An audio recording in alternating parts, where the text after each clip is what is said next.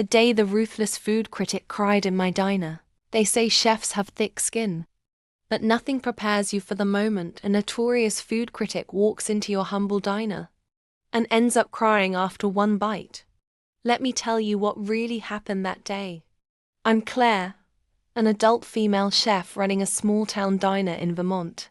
Nothing fancy, just honest cooking, old recipes, and a lot of heart. For years, I've served pancakes that melt like clouds and meatloaf that tastes like a warm hug. But the internet isn't kind. Recently, a ruthless online food critic named Julian Tate announced he'd be visiting our town. His reviews could make or break restaurants with a single tweet, and he was famous for tearing chefs apart. When he showed up at my door, smirking like he'd already written the worst review, I knew I had two choices: freeze or fight. I chose fight. Julian ordered the dish I'm most proud of, my late grandmother's secret recipe chicken pot pie. The kitchen filled with the smell of slow-cooked herbs, buttery crust, and comfort. He took one bite, and then his eyes welled up. Not because my food was bad, no, because it stirred something inside him. The kind of ache you can't fake, like a memory clawing its way back. Curious, I asked, "Why are you crying?" He swallowed hard, voice breaking. "This tastes like my mom's cooking. She passed away years ago. I never thought I'd feel that again." Julian, the ruthless critic. Soft, vulnerable, human. But here's the twist.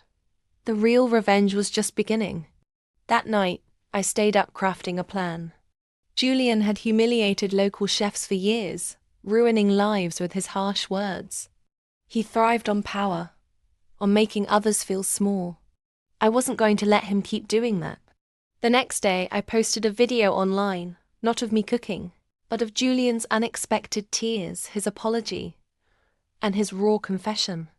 I called it, "When the Critic Becomes the Criticized." The video went viral overnight. Suddenly, Julian wasn't a cruel judge. He was a man broken by his own bitterness. His followers started flooding his page, not with praise, but with messages about kindness, empathy, and the importance of honoring real food and real stories. The best part? Julian's sponsors pulled out. They didn't want to be associated with someone exposed as a heartless bully. His platform shriveled. His power faded. But I didn't stop there. I invited Julian back to my diner, not as a critic, but as a guest. Together we cooked. We shared stories. We laughed and cried and healed. The diner became a symbol, a place where critics weren't gods and chefs weren't victims, where food wasn't just tasted but felt.